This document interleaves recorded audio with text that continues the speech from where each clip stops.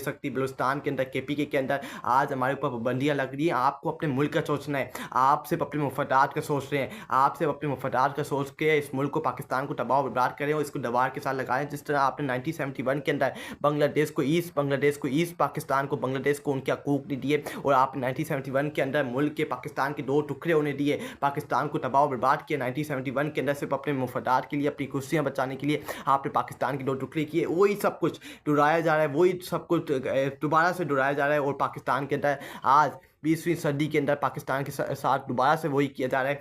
Balochistan KPK के अंदर अमन और सुकून नहीं है, दहशतगर्दी उसको उसके अंदर उसको इंसानी हकूक़ की खिलाफवर्जियाँ रूस के ऊपर है, आप लोगों के ऊपर जुल्म ज़बर कर रहे हैं, आप लोगों के घरों के ऊपर चापे मार रहे हैं, आप अपने इन कामों के अंदर रखें। आप दहशतगर्दी का क्या मुकाबला करेंगे? ये बात सीरियस है, ये बात झूठी नहीं है कि जब भी दहशतगर्दी का मामला हो रहा है मुल्क के अंदर, दहशतगर्दी इस वक्त सबसे बड़ा इशू है, सबसे बड़ा मामला है। लेकिन जो हमारा सिस्टम है, हमारा निज़ाम है, हमारी रियासत है, वो लोगों के ऊपर चापे मारने के ऊपर मसरूफ़ है, वो लोगों को गिरबानों से पकड़ के उनके ऊपर जुल्म ज़बर करने के ऊपर मसरूफ़ है, वो लोगों की माए बहनों के ऊपर, उनके दुपट्टों तक, उनके गिरबानों तक उनके आज जा रहे हैं। ये हमारी रियासत सीरियस है। इनकी सीरियसनेस सामने नज़र आ रही कि ये कितने सीरियस है इस मामले के ऊपर, इस इशू के ऊपर, क्योंकि ये सीरियस नहीं है। इमरान अहमद खान न्याज़ी ने यही कहा है कि अफ़गानिस्तान के साथ आप ताल्लुकात ख़राब कर रहे हैं, अफ़गानिस्तान के साथ आप ताल्लुकात, इमरान अहमद खान न्याज़ी की हुकूमत के अंदर अफ़गानिस्तान के साथ ताल्लुकात अच्छे थे, इसलिए दहशतगर्दी सुकून पे आई, दहशतगर्दी पाकिस्तान के अंदर जो उसकी गिरफ्त थी वो कम हो गई थी, और पाकिस्तान के अंदर बलूचिस्तान के अंदर केपीके के अंदर अमन और सुकून आ था। जिन इलाकों में आज दहशतगर्दी बढ़ती जा रही है, दहशतगर्द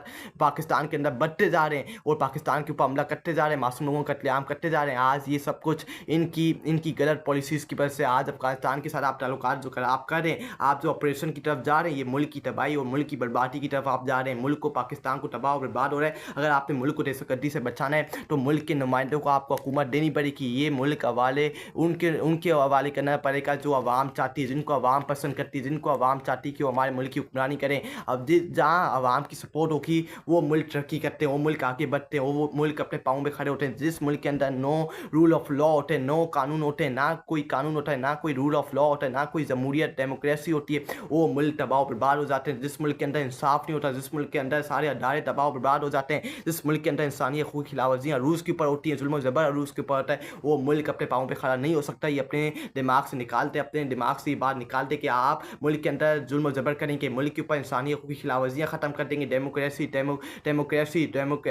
आप ख़त्म कर देंगे, डेमोक्रेसी आप ख़त्म कर देंगे, मुल्क के अंदर अड्डिया को तबाह बर्बाद करके दीवार के साथ लगा देंगे, अपने कंट्रोल में कर लेंगे, पाकिस्तान के अदारों को अपने कंट्रोल में कर लेंगे, और इससे हम अपने मुल्क को, पाकिस्तान को पाँवों पे खड़ा कर देंगे, मुल्क को हम ऊपर ले जाएंगे, मुल्क हमारा ऊपर चला जाएगा, हमारा मुल्क तरक्की करेगा। ये अपने दिमाग से निकालते हैं, ऐसे मुल्क तरक्की नहीं करते, ऐसे मुल्क तबाह बर्बाद होकर रह जाते हैं, और ये बात हकीकत है। आप मेरी बात सेव करके रख लें, आप जितनी कोशिश कर लें, आप जुल्म ज़बर करेंगे ये मुल्क तरक्की नहीं करेगा। आप पाकिस्तान के अंदर आइन और कानून तोड़ेंगे ये मुल्क तरक्की नहीं करेगा, वो मुल्क तरक्की करते ही नहीं है। जिस मुल्क के अंदर ना कोई आइन और कानून होता है, ना जिस मुल्क के अंदर जमहूरियत नाम की कोई चीज़ होती है, ना जिस मुल्क के अंदर जुल्म ज़बर हो रहा होता है, माए बहनों के साथ, बुजुर्गों के साथ, मासूम बच्चों के साथ ज्यादतियाँ हो रही हों, वो मुल्क कभी अपने पाँव पे खड़ा नहीं होता। जिस मुल्क के अंदर अदलिया तबाह बर्बाद हो जाती है, जिस मुल्क के अंदर इंसाफ ही ना हो, ना इंसाफ का पालटर हो, वो मुल्क कभी तरक्की नहीं करता। वो करता। ये बात अपनी कॉपी के अंदर, अपने दिमाग के अंदर फिक्स करके बिठा लें। आपने जो मर्जी करना है करके देख लें। आज आप दहशतगर्दी पाकिस्तान का सबसे मसला बन गया है। आप किस तरह इसकी रोकथाम करेंगे? जब तक आप इसकी रोकथाम नहीं कर सकते, जब तक इस मामले को आप सीरियस नहीं लेंगे, जब तक आप मकबूल तीन पार्टी के लीडर को और मकबूल तीन पार्टी को मुल्क हवाले नहीं करेंगे, ये मुल्क आगे नहीं बढ़ सकता। और दहशतगर्दी का जो सबसे बड़ा इस वक्त पाकिस्तान का मसला है वो इमरान अहमद खान न्याज़ी हल कर सकता है। इमरान अहमद खान न्याज़ी के पीछे एक कौम खड़ी है, अवाम खड़ी है, जिसके पीछे अवाम खड़ी होती है, अवाम के नुमाइंदे खड़े होते हैं, फिर उस सबरा को कोई परेशानी नहीं होती, क्योंकि उसके पीछे आवाम खड़ी होती है और वो फैसले ले सकता है। वो इमरान अहमद खान न्याज़ी के पास ये है कि वो फैसले ले सकता है, वो फैसले कर सकता है, क्योंकि उसके पीछे आवाम खड़ी है और आवाम उसको सपोर्ट कर रही है। और जब आवाम से इसको सपोर्ट करती है, आपको उसी फौरी तौर पर आपको उसके हवाले कर देना चाहिए। ये जो ऊपर यज़ीद और फ़िरौन बैठे हैं, ये सिर्फ अपने मुफद्दात और अपने अयासियों के लिए आते हैं और इनका कोई मकसद नहीं है इस मुल्क से, ये इस मुल्क को, पाकिस्तान को तबाह और बर्बाद करें। और जिस दिन ये अपने इस मुल्क को, पाकिस्तान को तबाह और बर्बाद कर जाएंगे,